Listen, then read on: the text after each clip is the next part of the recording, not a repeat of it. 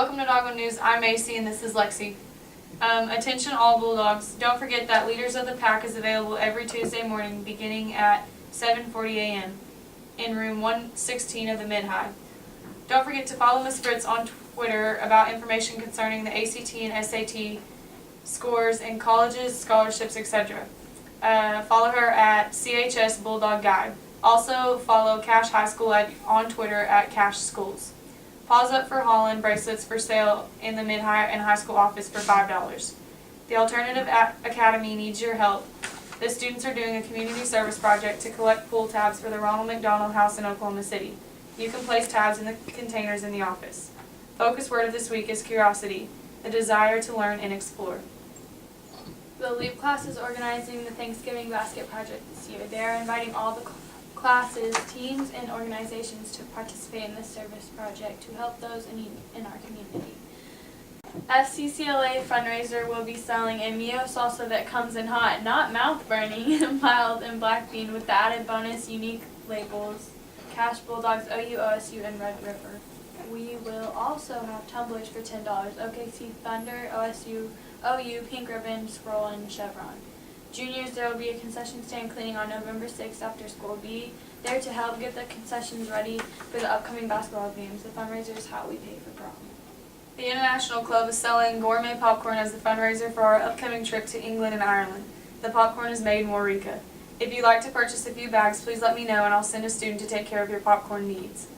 Bags are $5 and measures 15 by 5 and will be delivered within 1 to 2 weeks. Christmas tins are $40 and will be delivered in December. Flavors for bags include pickle, ranch, cheddar bacon, classic cheddar, white cheddar, jalapeno, pumpkin spice, strawberry, monkey bread, confetti, caramel, caramel apple, sweet and salty, and cherry cheesecake.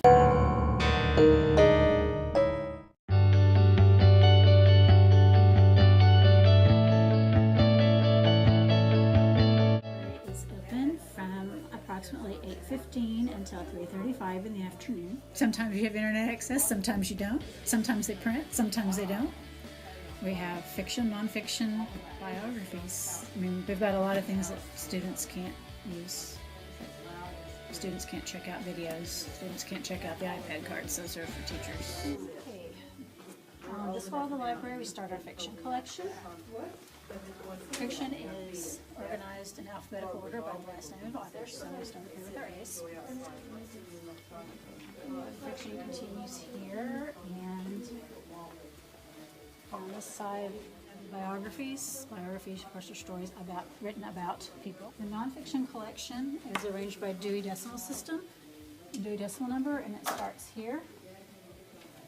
And we actually have quite a lot of nonfiction.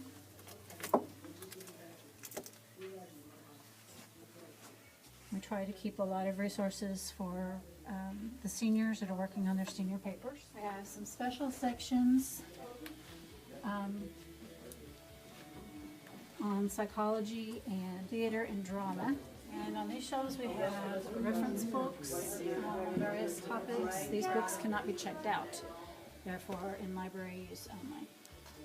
I think, first of all, what's difficult for those of us that are a little older is that things have changed. And so my vision for the library in the future is that it's a more active place. It's a place where students can come and hang out. We have iPad cards that are available, so I would think in the future it would be a place that would look kind of like a coffee shop. Not that we're necessarily going to be selling bagels and coffee, but kind of a noisier place where kids can come and maybe check out iPads and do some research or just do some reading or just kind of come and hang out, so more of a hangout zone. Certainly with classes, it's still going to be used as a resource to do research and write papers, and so it'll have times where it's quiet, but I mean I can see where in the mornings and at lunch and after school it's kind of a safe place for students to kind of just come and hang out.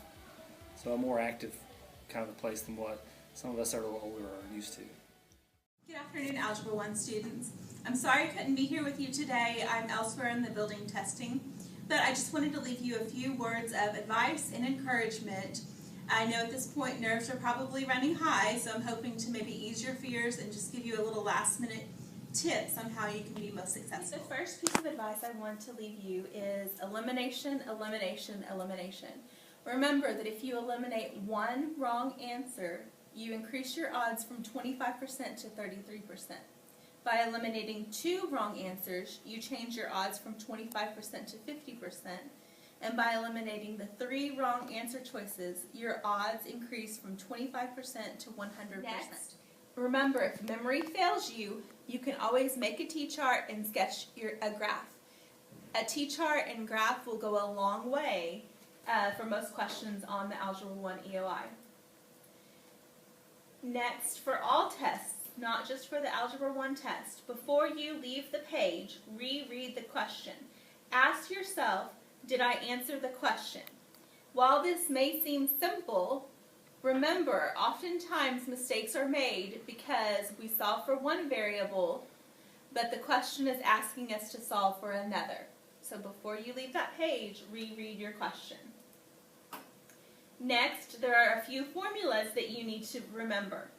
The slope-intercept form, point-slope form, and slope formula.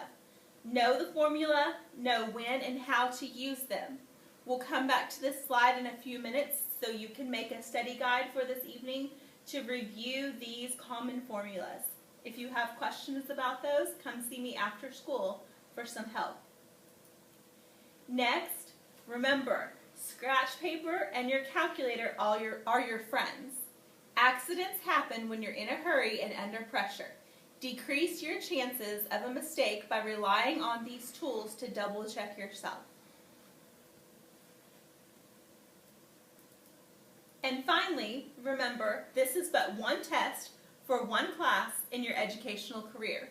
While important, it does not define you as a student or me as a teacher. You've already proven yourself to me through your hard work and effort in this class.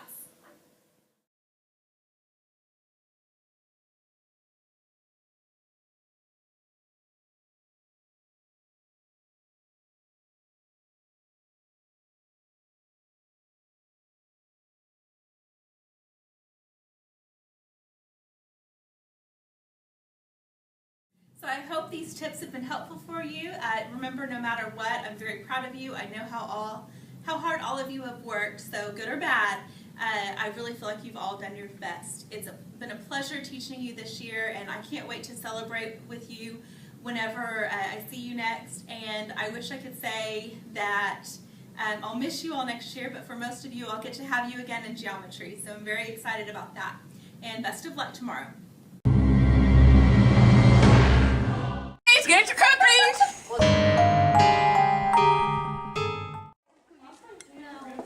No. Antagonizing people. Miss Alcida, fellas, you want cookies? You want some cookies? Why not? You want a cookie? Is that I get? No. Maybe so. Hey, come here. You want cookies? No. You want cookies? You want some cookies? He said, I'm good. Make all my haters go away. Happy Halloween. Happy Halloween.